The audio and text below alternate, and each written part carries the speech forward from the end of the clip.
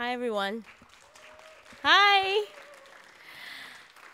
Hello. Wow, it's nice to see so many of you out here on a Sunday afternoon to discuss at this Writers' Festival. It's the 16th year of the Singapore's Writers' Festival, and I'd like to welcome everybody here today to talk about two books which are, well, I read when I was very young, which was, just recently.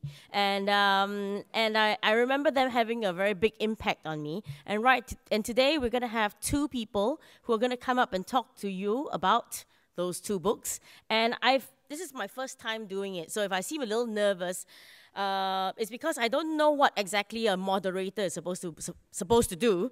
So I guess I'll just have to be moderate about it. And I'm just gonna say that the topic today, of course, is utopia, dystopia. We've got Brave New World. We've got the Animal Farm as well. And before anything else, I'd like to say a big thank you, of course, to the people who have made it possible to have today's occasion. And I'd like to say a big thank you to our sponsor, without whom this festival would not be possible. Please help me thank the Lee Foundation, the venue partners, Molly Roffey's Irish Pub, the National Library, National Museum of Singapore, Singapore Art Museum, Singapore Management University, it says or switch, depending, and the key program partner, the Arts House, for curating this event. Thank you very much. And really, without delaying any further, to talk to us now about the Animal Farm, here's a guy who is very funny. He's just been entertaining me backstage. He's one of the guys whom I read when I was very young, which I say was quite recently, and he wrote the teenage textbook and the teenage workbook. His name is Mr. Adrian Tan, and he's a very funny man. He wrote a book when writing books was not so cool and not so not so easily done as it is nowadays. Maybe not so many of you. How many of you are aspiring writers or have written books of your own? But Adrian, I remember, wrote books that made us laugh and was very current at that time. And so please welcome now Mr. Adrian Tan, who is also, by the way, on the sideline, a lawyer, just, by the way, litigator. And he's also going to be able to sign books for us outside later. But first of all, he's going to talk to us about the Animal Farm. Please welcome Adrian Tan, Animal Farm.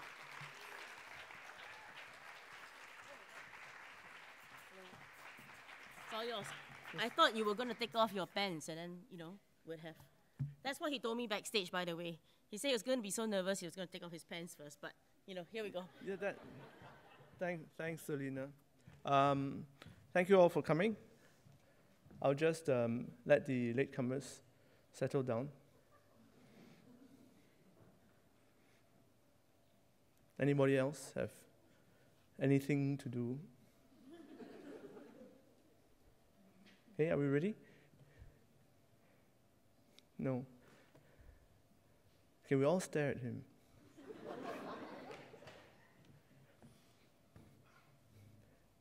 Please turn off your handphone, pager. Okay. My talk is entitled The Seduction of Change. It will take 20 minutes and 4 seconds. Welcome, all of you, to the School of the Arts. It is located on the Zubir Syed Drive. The old name for this road was Kirk Terrace. The name was changed when SOTA was opened. Whoever chose the name had a sense of irony, since the one thing you cannot do on Zubir Syed Drive is drive. It is actually a closed road. The road is named after Zubir Syed, the composer of our national anthem, Majulah Singapura. In English, it means Onward Singapore, or if you're a politician, it means let's move on Singapore. But at any rate, we can all agree that our national anthem is about progress, which makes it all the more painful when we bestow the name of our anthem's composer on a road that's a dead end. Like I said, a school structured on irony. Majulah Singapura is about change and progress and movement, and that is my theme for today. We live on a tropical island that has seen the most breathtaking change. It used to be a fishing village peopled by natives called the Orang Laut. The Orang Laut were pirates. In Singapore, there were groups of them called the Orang Kalang, the Orang Selita, the Orang Silat, and the Orang Gelam. They made their living off foreign traders, or FTs, as they called them. But the Orang Laut were overwhelmed. Soon the FTs made their living off the Orang Laut. The FTs settled on this island in vast numbers. The wave of immigration capsized this tiny sampan of the Orang Laut. They perished. They all perished, leaving behind very few pirate descendants, other than those pirates selling electronics on Rocher Road. The Orang Laut were supplanted by Chinese from China, Indians from India, Europeans from Europe, and Malays from where we now refer to as Malaya and Indonesia. No doubt there were countless nights where the Orang Laut huddled in their sampans, complaining to each other as they mended their fishing nets. They called themselves netizens. The complaints of these netizens were somewhat familiar. There's so many people, they don't look like us, they eat weird food, they don't respect our customs. The Kallang River, so crowded now, took me all morning to get to work. They caught all my fish. I wish they would go back to where they came from. But those people didn't go back. They stayed, they built a nation. They were our forefathers. Let's be clear, building a nation, that was probably the last thing our forefathers wanted to do. My great-great-great-great-grandfather did not leave Hainan Island one morning thinking that he would go to Southeast Asia to help build a nation. Like all of us, he was swept up in a sea, a tide of change. In living memory, this place, we were abandoned as a British colony. We were brutally occupied by the Japanese. We were cast out by the Malayans. Imagine being cast out by Malaya. Before we finally became independent. And then our problems began. We were too big to fit into Malaya, but we were too small to survive as a nation. We didn't have a common language, race, or religion. We had few natural resources. Our people were neither numerous nor well-educated. We were surrounded by larger neighbors we didn't entirely trust. And the British, they were doing what the Pope always says we should do, pull out at the last minute. They withdrew their troops from us, leaving us unprotected. So they left our forefathers here.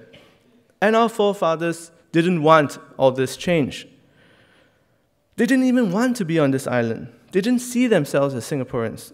They were Chinese, Malays, Indians, and others. So our forefathers came here just to scratch out a living on this little rock and then return to their birthplaces. Singapore wasn't their home. It was their workplace. Suddenly, they were supposed to make a country. It was as if people from Changi Business Park suddenly found themselves to be forced to become a nation state, the Republic of Changi Business Park. The state crest would be a picture of Changi village held aloft by nasi lemak eating transvestite. What would the national anthem be? Anyway, we were like that. We were an accidental country. Let's be clear, we didn't want this. We didn't ask for it. When the British left, the Malaysians kicked us out. We were in tears. At least some of us were. We didn't fight for independence. We fought for dependence. We were the ultimate battered wives. We were ill-treated, but we still wanted to come back. We were sorry. We promised to change. It was all our fault. But our partners, they left us. We were abandoned. So overnight, a new race was born on this planet. Singaporeans, the amazing race. So what about this amazing race? We had one thing going for us. We were prepared to change. Our national anthem exemplified our attitude to change, forward, majulah, progress, change, or die. We knew there was no turning back. We knew that change was not just our future, but our present, our past. So for 4 decades now, we changed fast, we charged hard, we grumbled, but we got on with it. And the unique thing about change in Singapore is this: it's a collective thing. We do everything together. We're a country that changed through national campaigns. Make courtesy our way of life. Girl or boy, 2 is enough. Keep Singapore clean. Let's save precious water. Seat belts save lives. Old campaign slogans that showed that when Singaporeans wanted to, they could all change together. They changed because, well, they changed by making everyone else change with them. As individual Singaporeans, we know that's sensible because we know the fault is never in ourselves, but in other people. So in order to make the country change, we would pretend that we would want to change ourselves. Slowly, it worked, Slowly, we reshaped ourselves into a nation, the nation that we aspired to be. It was a statewide makeover. It was Botox, tummy tuck, teeth whitening, and LASIK on a country level. We became the Republic of self-improvement. We began to accept who we were. We hankered after wealth, but we distrusted the rich. We welcomed tourists, but bristled if they slighted us. We abhorred gambling, but built the world's most successful and profitable casino. We have no oil, so of course we became the world's foremost oil refining nation. We're pathetic at football, so we're obsessed by it. We found security in our insecurity, and we found unity in our disharmony, and pride in our humility. This is a nation that had a multiple personality disorder, and it found stability in that disorder. We survived, we thrived in a world of anonymity. Singapore found identity.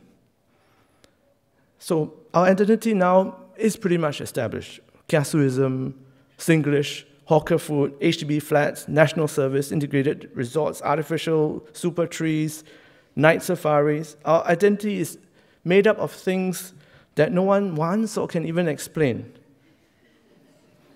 Take Gurmit Singh, Phua Chu Kang. He's a Sikh origin, English-speaking Christian playing an abeng, contractor beloved by all the races in Singapore. Lee Kim Man, Mr. Brown, elite school-educated blogger championing the masses. Jack Neo is Yang Popo, or Karen Neo. He's a military captain who wins awards for cross-dressing. They're all Singaporeans. Somehow this former British colony, this English-speaking Asian polyglot city improbably became one nation, one people, one Singapore. So the big question is, Are we happy? Can we stop now? Do we still hanker after the same things as our forefathers? Have we changed our wants? Or have we stopped wanting change? The earlier generations worked hard and took risks because they had nothing to lose. But we're at a point in our history where we feel we have everything to lose. We've achieved so much, we must hold on to it. Stop. Don't change. We want to freeze this moment in time. We want to raise our children, climb the highest peaks while stopping to smell the roses. We want mythical concepts that our forefathers never heard of. Work-life balance, self-actualization, a fairy tale life where we live in a permanent state of unchanging bliss. We want to enjoy this golden age of Singapore.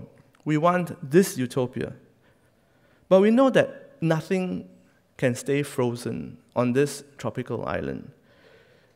So it's that point where I think all of us should read Animal Farm. Finally got to the subject.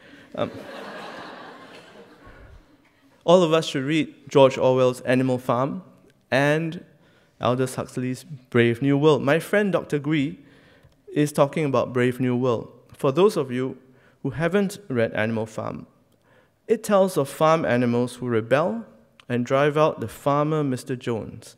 Led by two pigs, Snowball and Napoleon, they adopt the 7 commandments of animalism, the most important of which is all animals are equal. They rename the farm Animal Farm. At first, Animal Farm is productive and happy. Animals meet regularly to resolve issues in a democratic fashion. The pigs gradually became the elite, reserving food such as apples for themselves because they're brain workers.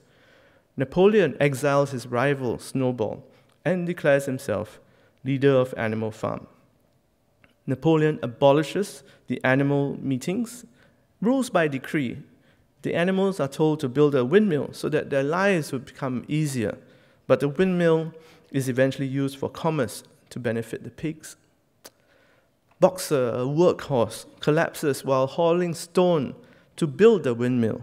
The animals are told that Boxer died after he could not be saved by a veterinary surgeon hired by Napoleon. The reality was that Napoleon sold the loyal Boxer and bought whiskey with the proceeds. Eventually, pigs walked upright, carry whips, and wear clothes. The 7 commandments are replaced by 1.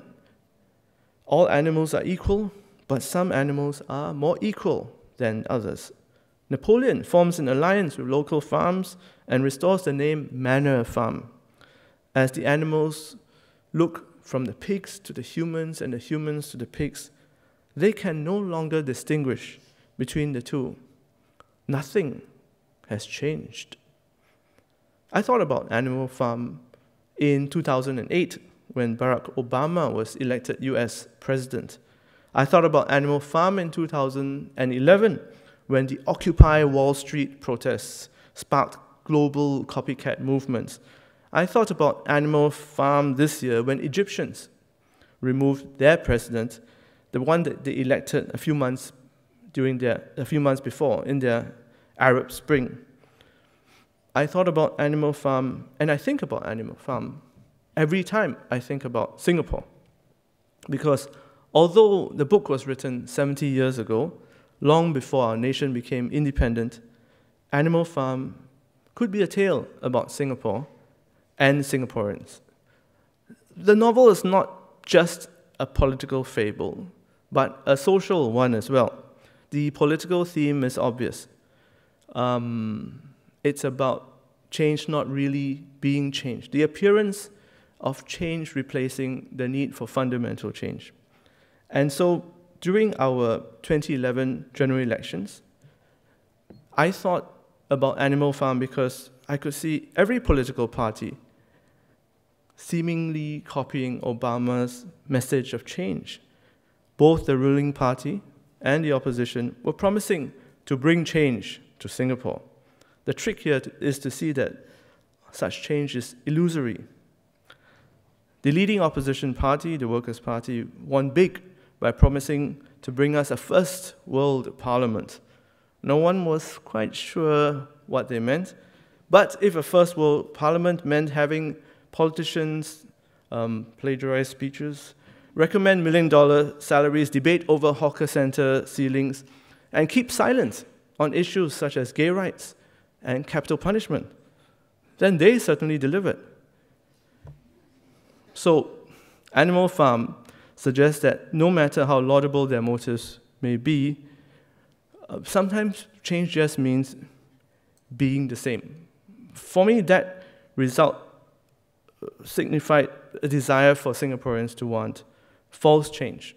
The Workers' Party is the PAP.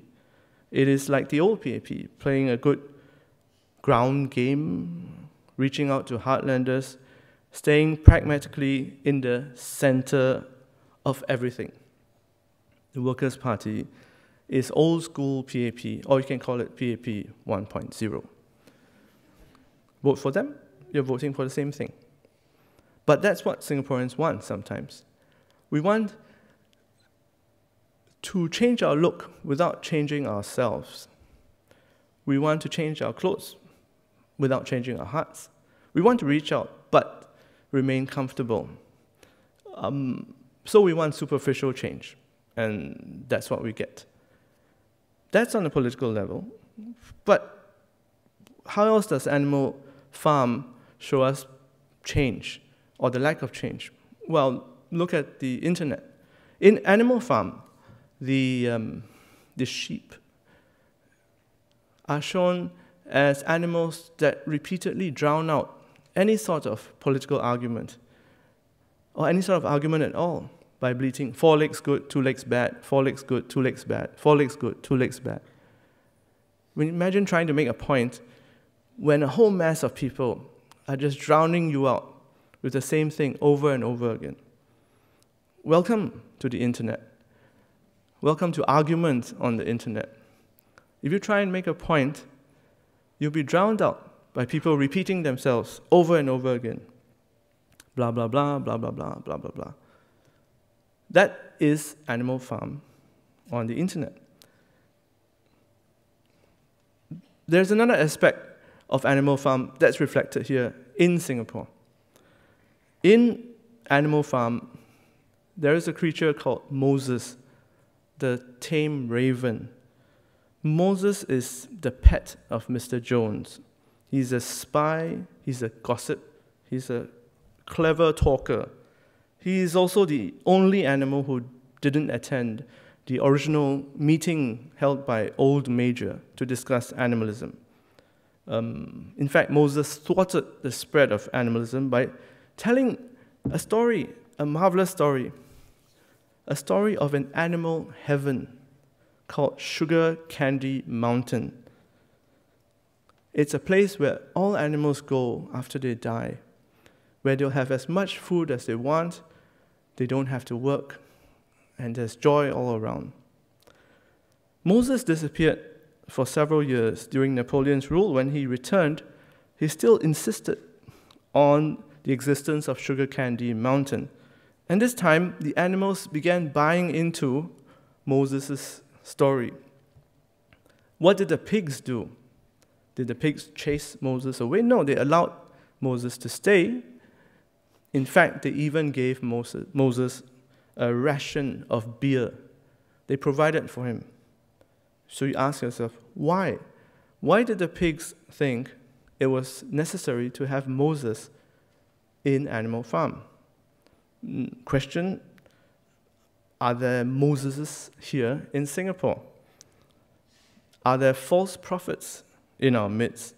Are there people who promise us a God that wants our money so that he can give us back 100-fold in this lifetime? Are there Moseses here who tell us that we will be well rewarded and have sugar and candy forever if we follow them in Singapore? What seems clear is that the harder Singaporeans work, the more we want some magic genie to guarantee us that our wishes will come true. We want someone to reassure us that if we work hard, we will find sugar candy mountain. So in listening to these false prophets, we sacrifice truth for happiness. That part of Animal Farm shows that some things never change. The third and final animal that I'll talk about in my talk, because time is running short, I could talk about Animal Farm all day, is on Benjamin. Benjamin is a donkey. He is the oldest of all the animals and is alive all the way through. He is less straightforward than most characters in the novel. He is very cynical. He is intelligent and well-read. He is one of the wisest. He rarely uses his ability because he says, I don't read because there's nothing worth reading. He does not use his ability to help others until it's too late, when his friend, Boxer, the workhorse, is sent off to the slaughterhouse. It is only at that point that Benjamin realizes what's going on and tries to rouse the animals to stop Boxer from being slaughtered. It was too little, too late. Because, I suppose, Benjamin lacked credibility. He didn't exercise his intellect until it was far too late. Seen from a wider perspective, Benjamin represents the intelligentsia in any society. Those people who are very smart, and they know they're very smart, but they have nothing to do with the rest of society. They're complacent, or they're cynical. They live in ivory towers, and they imagine the world will not touch them. They are not involved with the basic rules of society, and they do not do anything to threaten their security. That aspect of Animal Farm has always interested me. All of you who are here, you read books, that already makes you a small minority of Singaporeans. Sad to say. If you read regularly, you might count yourself as one of the intelligentsia. The lesson in Animal Farm for the intelligentsia is that your intelligence is useless if it is not deployed for the common good. The lesson in Animal Farm is that cynical we may be or idealistic we may be, we must all use our intellect for the common good. That is another thing that will never change. That reminds me of one of the strangest animals in Animal Farm, the cat. I don't know if you remember the cat, but there is a cat in Animal Farm. It's the only individual animal that doesn't have a name. She's anonymous. Anonymous.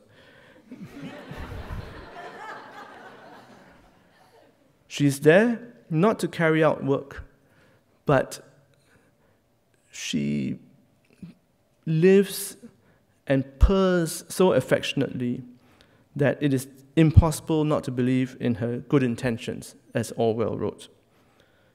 The cat had no interest in the politics of the farm, and the only time the cat was recorded as having participated in an election, she was found to have actually voted on both sides.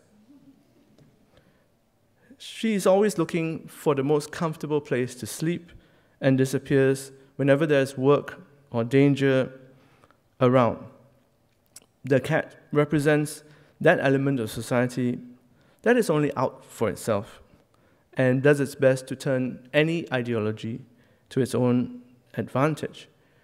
The cat, when asked to spread the doctrine of animalism, went out to entice birds with animalism, hoping that she could catch them. We will have anonymous creatures among us, those who will subvert any political ideology, right or left, for their own means. They will be destructive, they will not contribute, and they will abuse ideas. We won't know who they are, because they're anonymous. But they're not heroes. They're villains. And we do well to be careful of them. My talk is winding down to an end. I'll end on this note. The idea, the point that our country is at right now is that we have satisfied most of our material wants to a point where we start looking around for things to complain about. And there are many things, if we wanted to, complain about. There's the haze that comes from Indonesia. That must be someone's fault. Why can't something be done about that? There are these foreigners. Who invited them? Why are they here? Are they taking things away from me? There are these expensive COEs on the road. There's the terrible education system that burdens my son or my daughter. There is the lack of work-life balance that makes me work hard all my life. What a ridiculous idea. There is this sense that we have reached a point where we want somebody to tell us a story about Sugar Candy Mountain and promise us a change. Now, if you read Animal Farm, you'll realize that the next group that takes over will be the same. Thank you.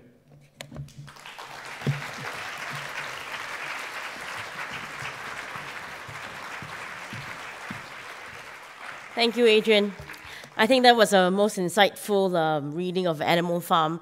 Having been in the play before, I must say you have summarized all the characters quite succinctly and brought us to Singapore as well. And right now, you know, it sounds as if things sound so bad that it's always going to be the same, and how are we going to possibly go on living? So is there a utopia out there that we can look forward to where we don't have to feel anything? And here to tell us about that in a brave new world that we can all dream about is Dr. Gwee Lee Sui, and he's got 2 books out. The 20th anniversary he's celebrating of his 1993 book called The Myth of the Stone, and his 2010 book called Telltale. But today he's going to tell us all about Aldous Huxley's Brave New World. Please welcome Dr. Gwee.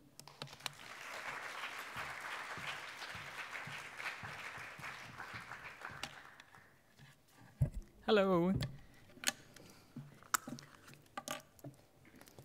Not high-tech, I'm using paper. Happy Diwali, everyone. I'd like to remind you all that unlike all of you who are here to relax, Adrian and I are working on a public holiday. Thank you, Singapore Writers Festival. Adrian just subjected you guys to his rejected National Day rally speech. The one that he wrote for Lee Hsien Loong, but they had a problem because Lee Hsien Loong didn't read the book, last minute panic, so they changed script. So he has to read this to you. Now this is really unfair because compared to Animal Farm, Brave New World is a very difficult book to analyze. How many of you remember or know the whole story of Brave New World? Really? How many of you really understood what the book is about? For this session, there is no children's book or picture book I can turn to. And worse, there is no animated feature film, which given his busy legal career, Adrian must have consulted to prepare for his lecture. I'm quite sure he is. All the characters are in there.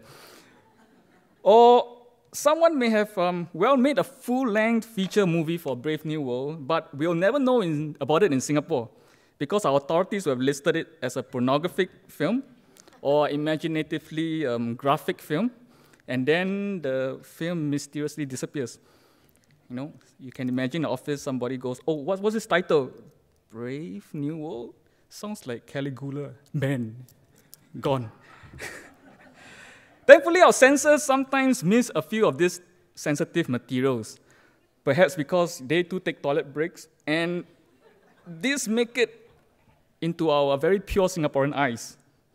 That was how the film version of the sexually charged and subversive Brave New World got screened everywhere in Singapore, watched by young and old, as a Disney animation years ago. And you probably didn't even know that, right? You should have guessed from the title song, A Brave New World, a new fantastic point of view. This is sung by Aladdin, right? But he's really John Savage, that wild lowlife who is drawn to the wondrous world of high advanced civilization. He falls in love with Princess Jasmine, who is, of course, the sensuous, or in Huxley's world, thematic, that's the word he used, Lenina crown. Jafar, the Grand Vizier, is the world controller, and the magic carpet is surely the metal strip on the floor that electrocutes babies. And Robin Williams, that irritating genie, whenever he talks and he sings and he dances, don't you get the psychedelic colors flying around like the effects of having taken the pleasure drug, Soma? The monkey is probably the only original Disney character. Simply put, if you just substitute science in Brave New World with magic, you will get Aladdin without a happy ending. So the plot is really not complicated at all. And if anyone says that it is to you, he or she is a stupid, moronic, Epsilon minus. And we are glad that we are not Epsilon, right?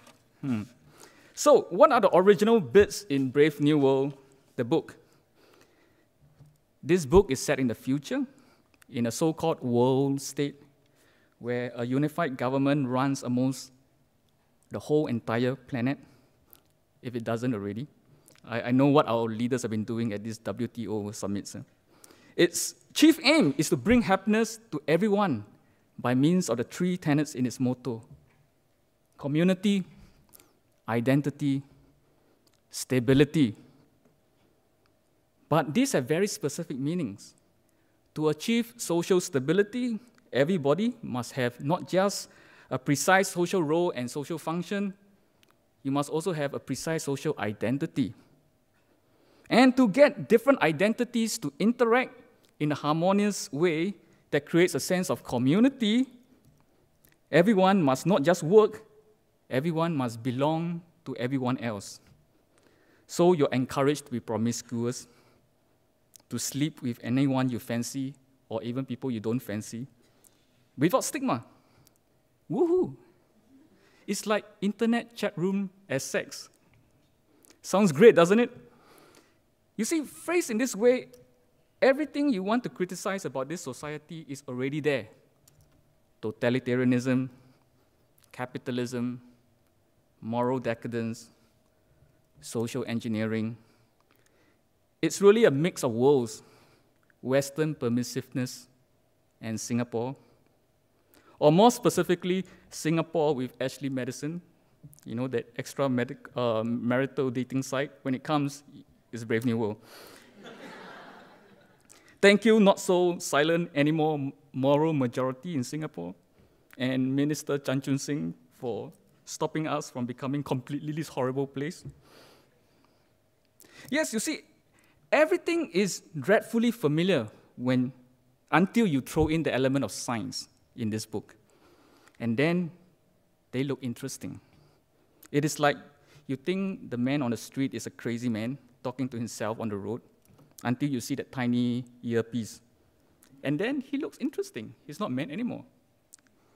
In Huxley's world, these social principles are promoted and maintained through technology and its vast possibilities. Science is used to mass-produce people, like cars. The year of the book is, after all, AF 632, 632 years after Henry Ford, specifically after Ford wrote out his Model T, the world's first affordable personal automobile, which still doesn't exist in Singapore. Thank you, PAP government, for making sure of that. So, in Huxley's universe, Ford is God. In Singapore's universe,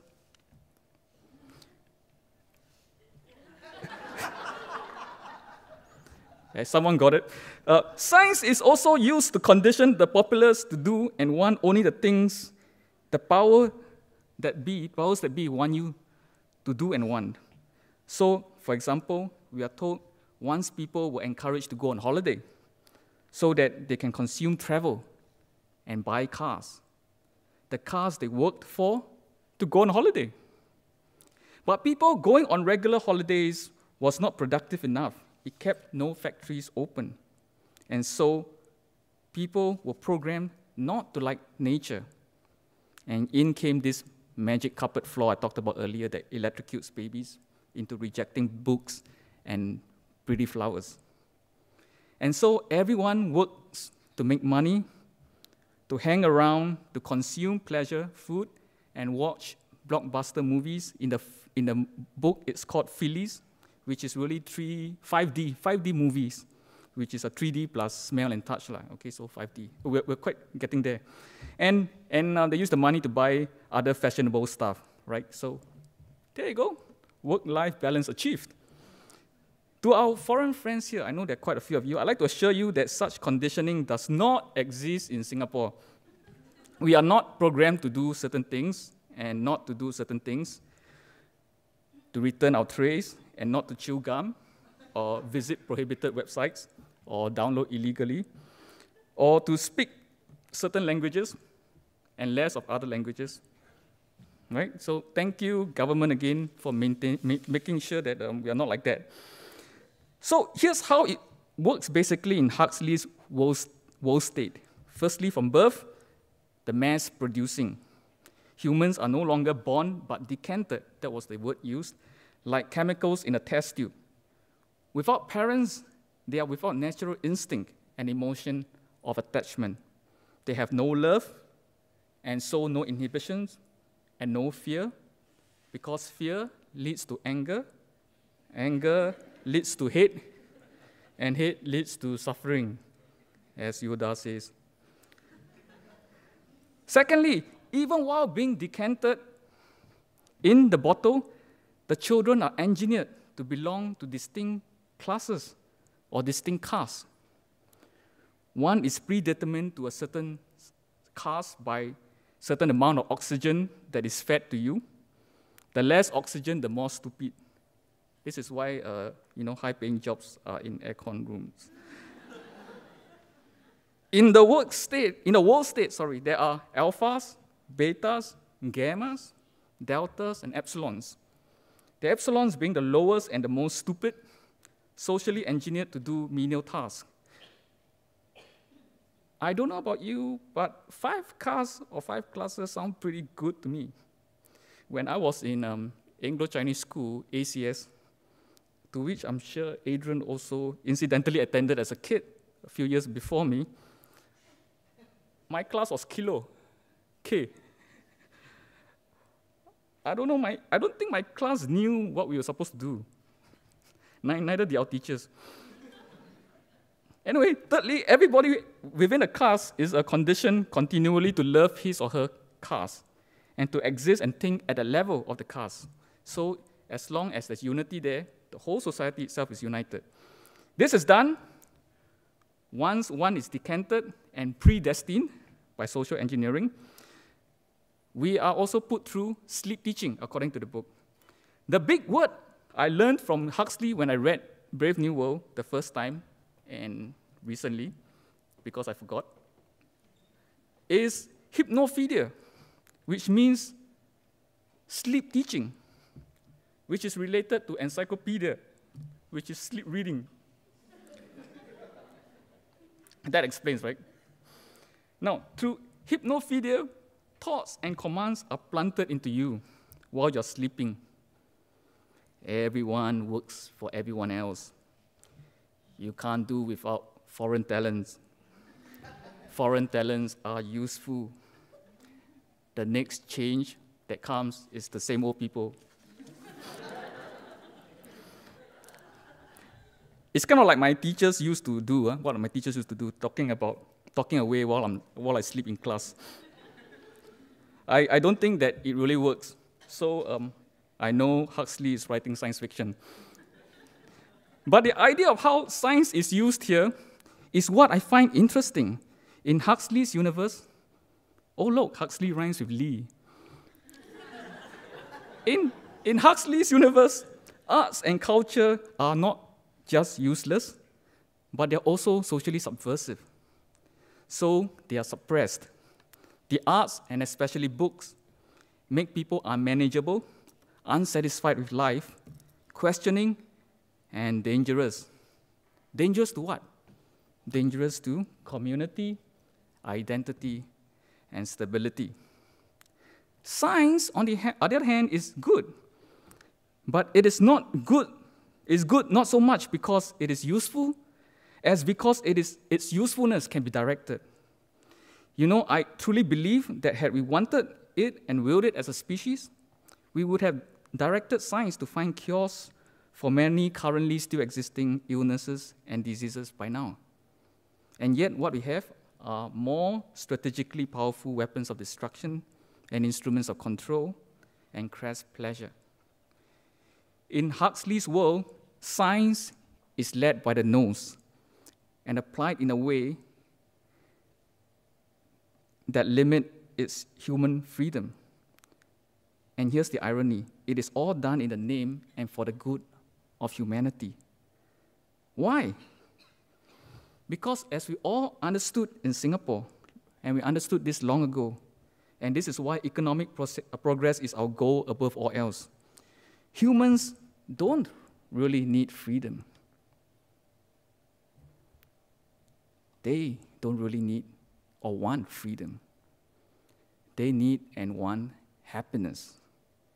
And human freedom can curtail and be a serious threat to human happiness. So better a happy snowball, or in this case, sexy Lenina Crow, than a sad Socrates. Now, Brave New World is a funny book because it's really quite hard when you read the book to guess who the main hero is. There are a few heroes, and they are for some vague reason in a well-clarified society. Sad Socrates. These characters are quite sad people. There is firstly Bernard Marx, who is one of the missing Marx brothers. Maybe that's why he feels that his life is still missing something. He wants adventure, he wants difference. And according to popular rumor in the book, alcohol has entered into the system while he was decanting, and therefore resulting in his slightly different appearance for Alpha Plus, and his slightly out of syncness that makes him sense untapped potential in himself. So here's a lesson. Don't put alcohol in your kid's drink, or he may end up as a literary character, right? And then there is Helmholtz Watson, who is named after a chain of convenience stores. Not really. He's a professor of writing at the College of Emotional Engineering. He teaches students how to produce pornographic, melodramatic, and propagandistic bad literature. That you hear in speeches and watch in films. He is really a literature professor in a world without literature. In other words, he finds something more, he finds something more than a medium that he exploits and shapes. And the words that he uses for his job, he finds gradually read into him, and they expose his emptiness, and they expose his cluelessness in life. And then, another character, John Savage, Aladdin from the reservation, whom Bernard and Lenina brought back to London because of his strong curiosity about this braver, newer world. In his miserable life until now, his single joy has been the complete works of William Shakespeare. He is that miserable. But Shakespeare has excited him in a way that leaves him to find abject disappointment everywhere he turns, whether it is in the reservation, in London, or when finally he is alone. John's freedom comes with complete unhappiness. Now, what's wrong with these characters? Or what is similar about them? Someone is bound to scream, "They are men." Well, yes. But there is also that pneumatic Lenina crown, who we know is a beta plus, but on all conscious levels, perfectly conditioned. She loves her work, she loves her class, and she loves her healthy, multi-partnered sex life. And yet, in a mysterious fashion choice, she likes to wear green, we are told, which is not the color of a beta, it is the color of gammas. As a beta, her color is purple. Alphas, wear gray, beta wears purple, gamma green, delta khaki, epsilon black. By wearing a different color, it is interesting what she is perhaps unconsciously doing. She's displaying her own unconscious countercultural dissatisfaction without knowing it. She's not happy, but she thinks she is. And then there is another unhappy character, the reader himself or herself, who, in entering this initially mesmerizing novel, soon finds that the narrative path gets weirder and at times pointlessly boring. And she begins by having a very provocative image of a room of helplessly electrocuted babies who are shook. Then he or she is led into a garden where the children are having orgies. Then you got Bernard suddenly goes to an assembly that resembles a church gathering where people sing community songs to a greater being. And then everyone disrobes, and again there's an orgy. In the end, John Savage disappears into self-imposed solitude, where he regularly whips himself in denial of worldly temptations. Then people start turning up at his door, and they have orgy. You see a connection? What on earth is going on? Don't worry. If you're clueless, guess what? So are the main characters. Bernard, Helmholtz, John, and Lelina. We all cannot fit into this world of Brave New World. And at the end of the novel, like all these characters, we have to move out to our own solitude, our own solitary spaces, to our own islands, in order not to disrupt the world state and its seamless functioning. This is, after all, quite literally one man's view of the world. Book title. And in Huxley's novel, that one man is Mustafa Mond. Mustafa is named after Singapore's premier shopping empire in Little India. Mustafa Mond, the world controller, is an extremely interesting individual. And he is an individual in the fullest sense of the word. Like Bernard and Helmholtz, he belongs to the upper class, the elite of the elite, who went to school at Raffles Institution. But faced with the inner crisis of seeing more and knowing more than the hoi polloi, rising above the below-par consciousness of popular culture, ironically through books which he denies other people, Mustafa doesn't move to an island. He makes other people move, but he doesn't. So when John Savage, the neighborhood school kid from Ulu Sembawang, meets Mustafa Mond in the last confrontation, which ends the book, he realizes that the RI boy turned dominant party leader, or MP, knows his Shakespeare too, and can even quote him back in his face. Isn't that interesting? That's the ultimate totalitarian treachery and liberal nightmare.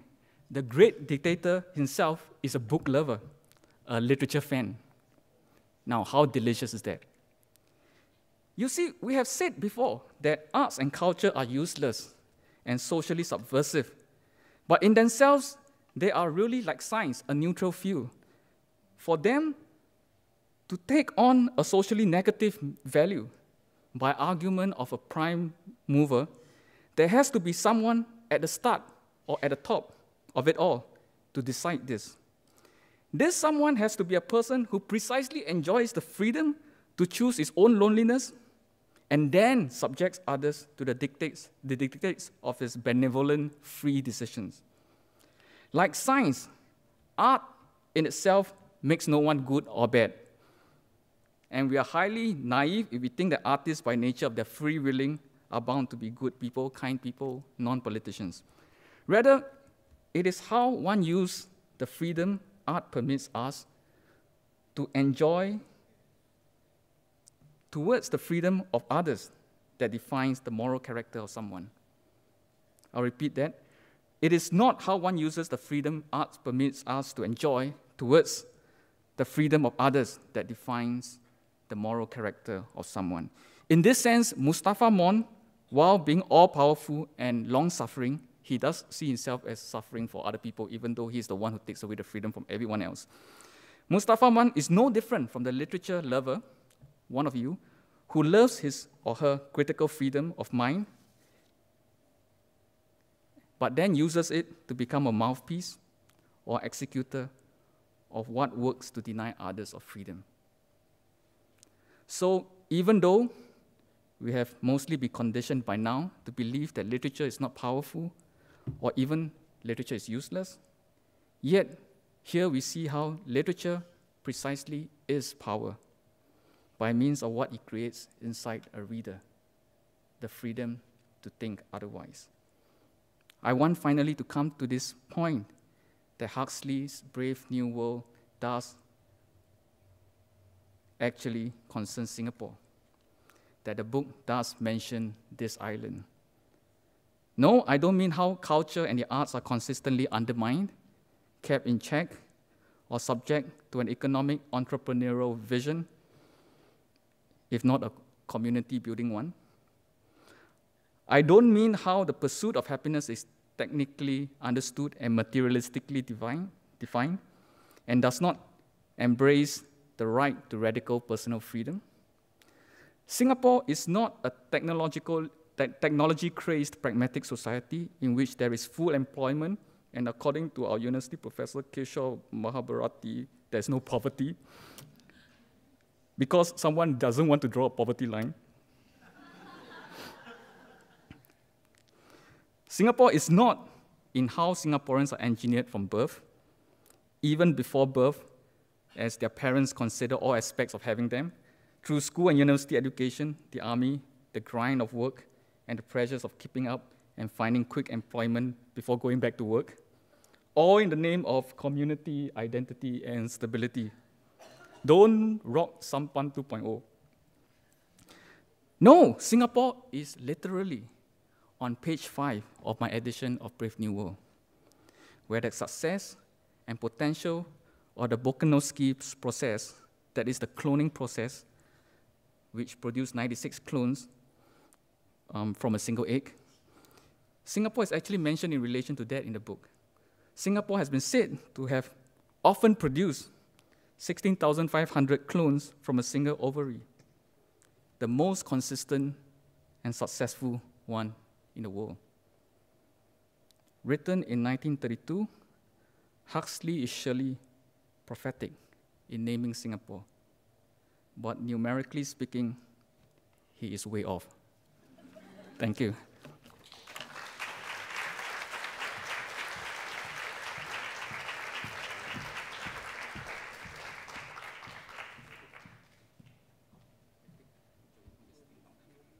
Thank you, Dr. Gwee, for that. I'd like to welcome both our speakers back today. Please welcome Adrian and Dr. Gwee.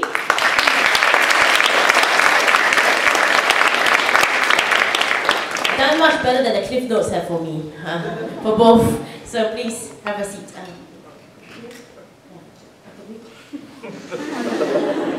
Brave New World first.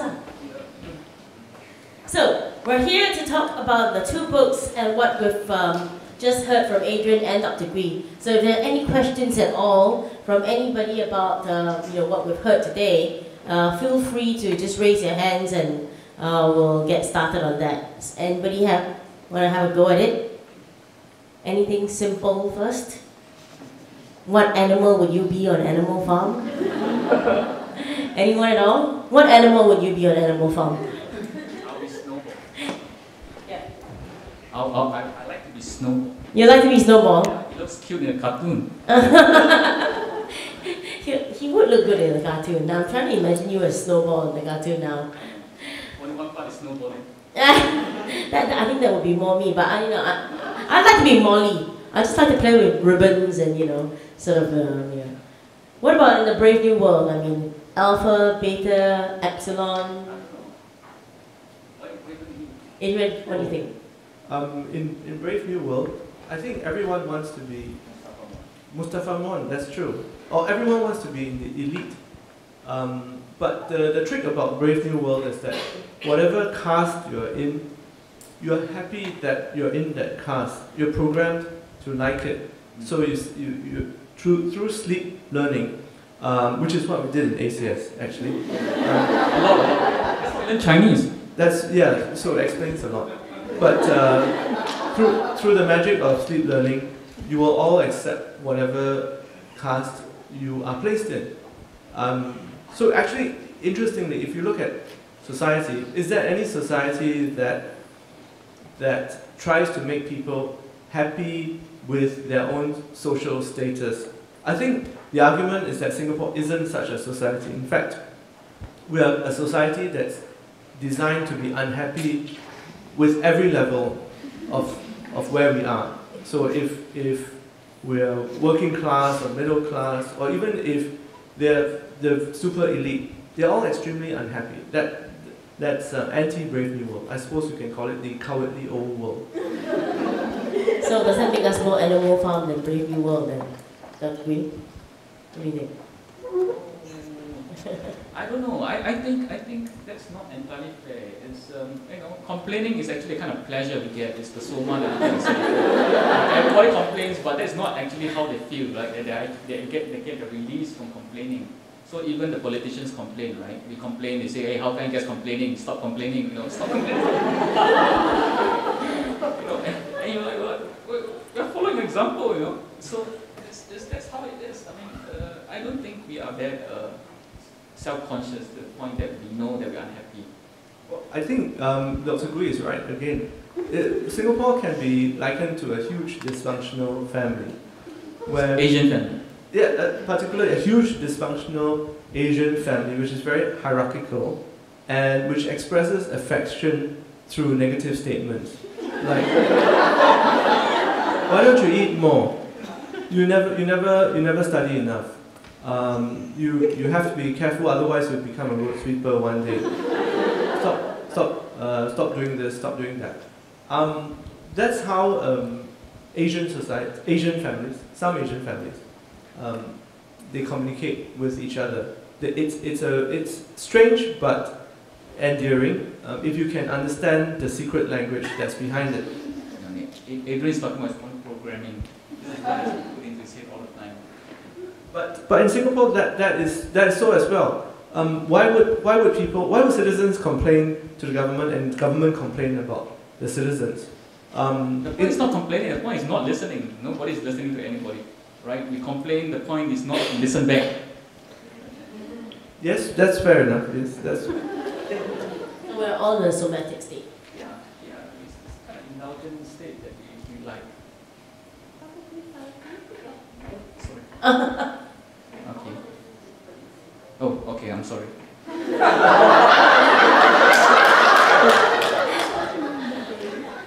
I'm not saying anything anymore. Which government? Yes, which government department? Which government department? Yeah. The mic is being passed to you, sir. Hi. Sorry. Hi. Yeah, my name is Mark. I'm currently out of the army, but I just wanted to ask about your thoughts on society now. Would you say that we are in a kind of a post-ideological age where I just want to ask what your thoughts on whether art and critique itself right now is actually in itself working against anything subversive, as it is in itself an indoctrinated culture where it does not actually work in its intended purposes. I like what Dr. Gwee said about art, that it is neutral. It's like technology is neutral. What people seem to be afraid of in art in Singapore is that art has a purpose, art has a clear objective, and I don't subscribe to that. The art is expression. We're not interested in the content. We're interested in the mode of expression, that you paint very well, not the subject matter, that you write very well, that you sing very well. There are many songs that we like. If we only heard the words and understood them, we'd be quite appalled. For many years, I liked the theme song from this TV series called MASH. No, no, no, no, no, no, no. Don't stop. Yes. Well, the words that Selena knows is suicide is painless. Why do you guys do a duet? You sung so well for us, Dr. Gwee. But the point really is that that in Singapore we have to stop being afraid of the arts. In fact, we have to get good at the arts. We have to spend more time on the arts. We have to stop putting the worst students in arts classes and the best students in science classes. That's like Or law. or law. Yeah, that's true. So the result is you get a lot of frustrated lawyers and scientists who become artists. Nothing to it. I agree with you. We've got another question here.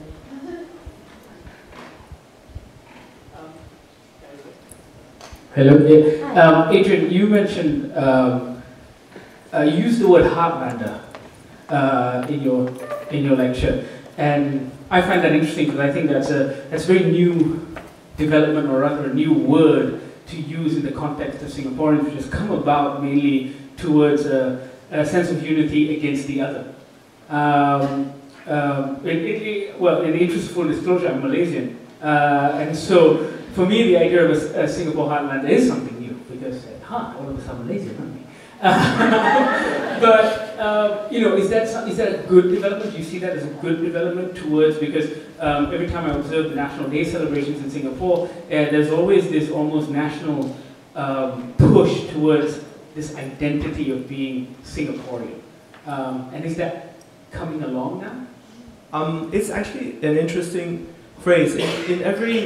In every society, in every country, politicians strive to identify the nub, the essence of their country's people. So you have Middle America, for example, or in Britain they used to be called the Essex man. And in Singapore, they hit upon this concept called the heartlander. The heartlander is someone who lives in the HDB estates. It's never been properly defined, but if you think that the metaphor of the heartlander is someone who is from the heart of Singapore, and 80% of us live in HDB estates, then you have a body with a heart that is 80% of the body, which sounds quite nonsensical. You'd be walking around throbbing all the time. Which was basically... Yeah. In ACS it was like that, but then we outgrew adolescence and stuff. But ACS people from Heartland? actually that's also true. There are very few ACS heartlanders. He was just talking about the throbbing part. They would be from the kidney landers, the liver landers, chest landers, shoulder landers. But the idea of the heartlander is the middle part of Singapore. But I take your point that it is an exclusionary term as well. It's good to be a heartlander, and if you're not defined as a heartlander, then you would be either an elite or an FT, foreign talent, neither of which are popular people. So, well, I'm neither elite nor foreign. Oh, okay. He needs to be fitted in the brave new Whenever world. I bring this up, I can't Born talk with it. for some reason. I think I've been programmed that way.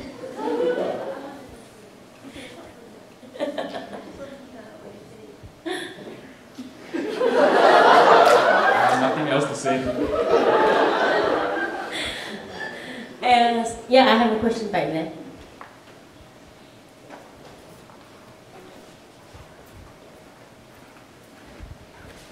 Thank you.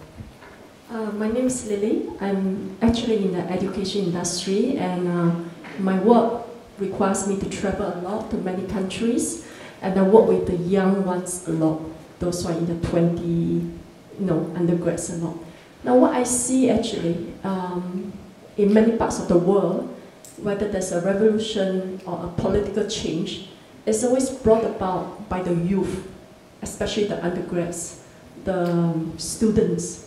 And so when I visit, whether it's Tahrir Square, or when I visit Egypt and I see the square, when I go to Turkey, I see the big square, and I can imagine all the students at the square fighting, shouting slogans, sacrificing their lives, and then a new regime comes about, and very often no real change comes about. Politically, socially, everything seems to be quite status quo. Very seldom a big change comes about, but many lives are sacrificed. So sometimes when I stand in the big square, and I look and I think, I say, why? Why does it happen? Why are so many young lives sacrificed and they die for nothing? And then, I don't know, I just feel that it is the idealism, maybe the idealism, the romanticism of these people, of the youth, who probably want a change, maybe because, they see in their parents, oh, the parents are poor, I don't want to be stuck in that poverty again. It's not fair, my parents are paid so little, the country is not progressing much, I'm not going to be stuck there. And so they start all this so-called revolution, or they ask for change. And, but the parents will say, oh no, don't do that, go back to studies. The parents are so busy putting, just food on the table. They got no time to think about revolution. They become maybe cynical, maybe bitter, angry, but they can't speak up. And so I always feel, well, how do we actually go about bring a real change? And I really don't know. Maybe you can help me to answer that question. I think I see that even happening in Singapore, because the young ones are actually asking for change. The young ones are restless. The young ones are idealistic, very romantic. But I think the older ones, I'm also quite old actually, but the older ones are saying, no, don't do that. Don't do that. It's going to bring about a lot of instability. So I guess the question for either one of you to take on, a huge one, is how we're going to change our society without any bloodshed and revolution, and no squares allowed. So Dr. Gwee, could you please help us out? Wait, look at me. Look, if any one of us can solve this problem, it won't be you. Hello? Put closer. I kiss this thing, no? Any closer? Kiss it. Brilliant. Kiss it. Yes. Yes. Not good. Right. I think if any one of us can answer this question, then we shouldn't be here. We should be in the Istana. We should be with the old man. In fact, we should be the old man. Not with him. Just younger. Yeah. It's a big mystery. I mean, it differs with society, even though you claim that it seems to be similar. One thing quite interesting that I noticed, for example, and this was pointed out to me, for example, the recent protests in Singapore, those are attended by old people, not young people. Now that's interesting. Why are Singaporean young people less interested in doing this kind of stuff than our older generation?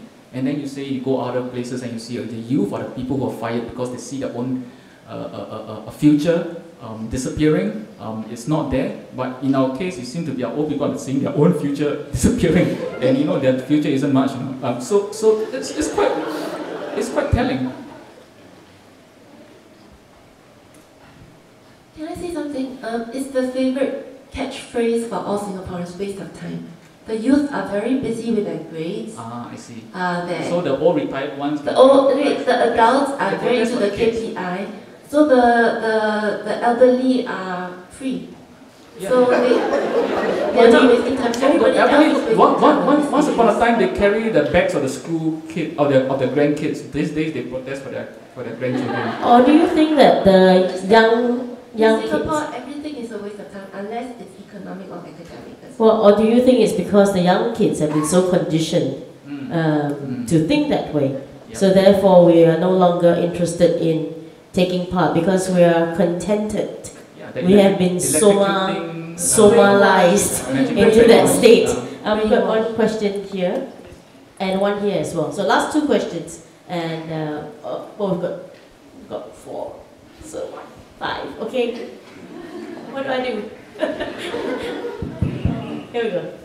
Question for Adrian. Power corrupts. Please give your response. Absolutely.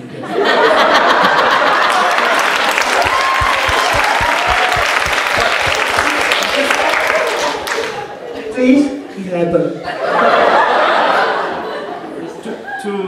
To respond to this is the entire theme of the utopian and dystopian books, that they illustrate that whoever comes to power will be no different from the person he replaced.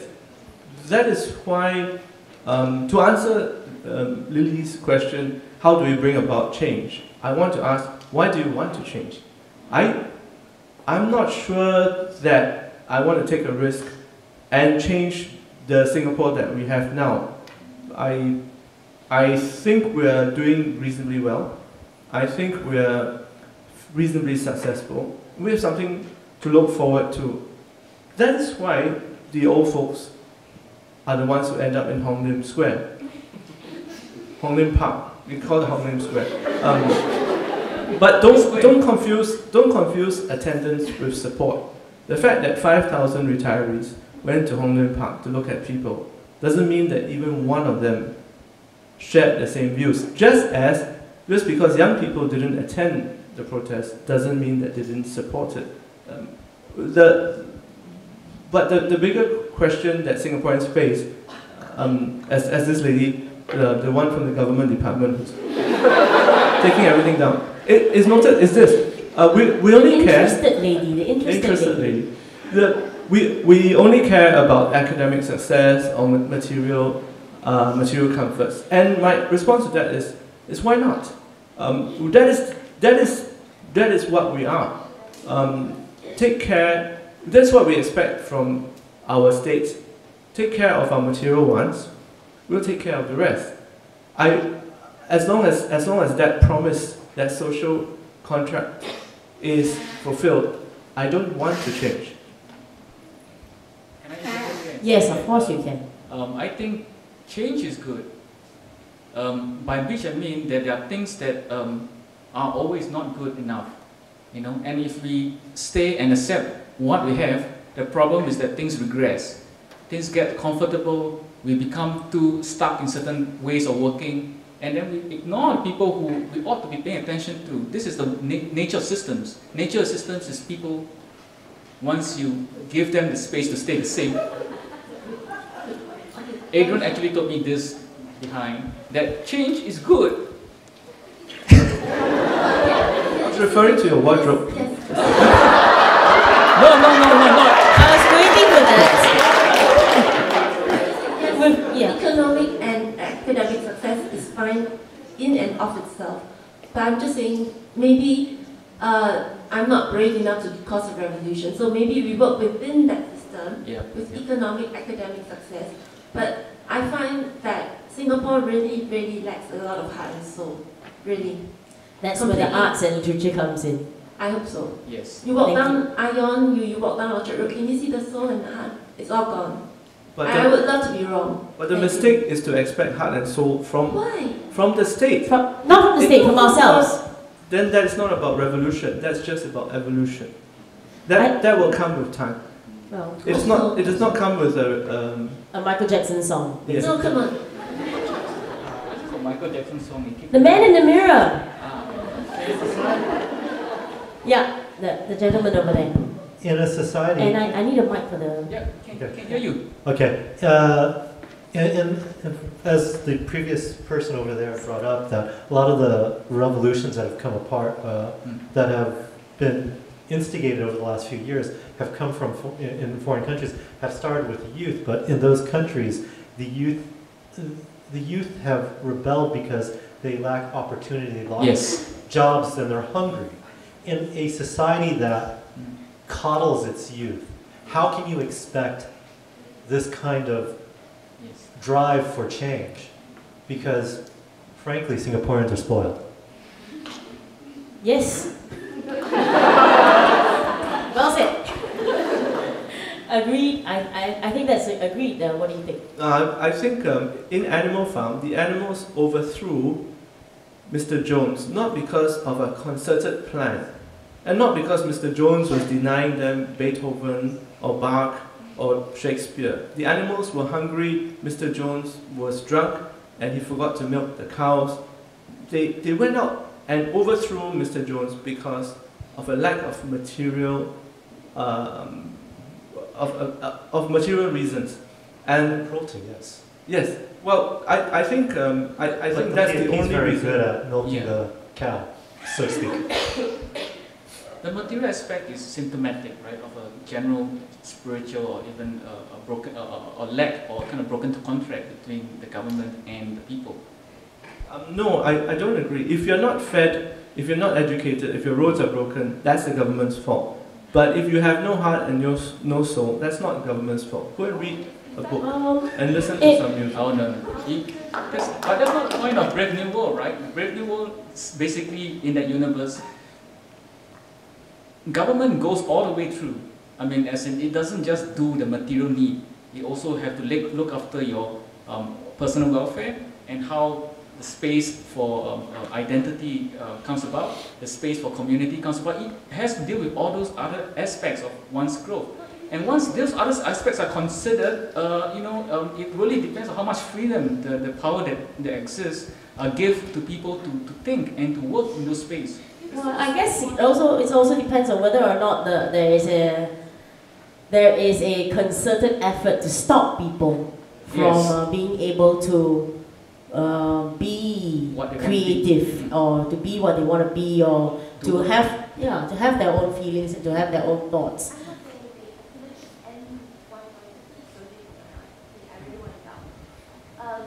Do you mind speaking into the microphone? It's okay. It's okay, Dr. Gwee will repeat it for you, it's okay. I think we can hear you, that's fine. Yeah, basically, okay, right, government is not responsible for heart and soul. Heart and soul is not government's responsibility. But the atmosphere that, the ministers are so high up in our society, whatever they say causes an atmosphere. So the atmosphere is entrepreneurial, enterprising, economic, academic. Yes. In that kind of situation, in that kind of atmosphere, how will we ever find heart and soul? I'm not asking the government to give it to us. I'm saying our surroundings are not conducive. Oh, I really don't buy that. The best Soviet literature came out of the most repressive Soviet regimes. The same in communist China. And the writers don't really hang around long enough. So there has to be a lot of Russian writers at the time. Yeah. And they're coming up, I think. I think you see This atmosphere in Singapore is hardly repressive. It's very external. It's yes. very appearance. It's got no essence. Yes. No character. No soul. Maybe we'll let Adrian expand on this. Well, New York, where everybody working for money, they have so much art and so much music. What do you say to that? okay. So the argument is that I don't need art. One part of that. But I'm talking like the people in one room flat. And the people working in your trades, The epsilons. yes. Yeah. So the point that's being made, because for the benefit of those of you who can't hear, The point being made is that Singapore lacks a heart and soul because the atmosphere is not conducive to cultivating that. And the reason the atmosphere is not conducive to cultivating that is because the government.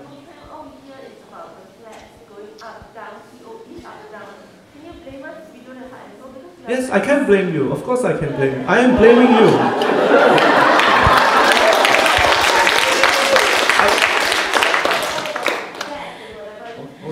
I think we can agree to disagree on this point. So I'm just going to let one, because we're running out of time, I'm just going to let one final question go. Here, I'm going to say something very radical. Yes, go for it. Frankly, I think the government is making a concerted effort to stop us from thinking in a way that does not follow the party line. I think Hao mentioned that there's been a lot of public campaigns in Singapore, stop littering, all that. These campaigns, they look at the government and try to institute some change. Oh look, we just stop littering. But, I don't know, movies are still being censored, books are still being censored because they're politically sensitive. PAP is still in power after all these years. Why is it that no one, in America you can protest about gay rights. When America made a law saying that gays could get married, there was gigantic protest about it, it was in all newspapers. Why is there no such thing in Singapore? There is. You are taking it to court. Yeah, but the point is no one cares about it. It's not the front newspapers. When I open a newspaper today, I do not see gay rights protest in Orchard Road on the front page. It was a Pink Dot. It was a home living. We do it the Singaporean way. Everything must do Singaporean way. Yeah. You cannot. Yeah, but my point is, people care more about, I think that you mentioned COE or flying house brothers than they do about political rights and civil issues. Thank you very much. Please, a round of applause for the young man for speaking up so bravely. Thank you, and I think it's wonderful that you are speaking out and that you are here to say, you know, what you have on your mind.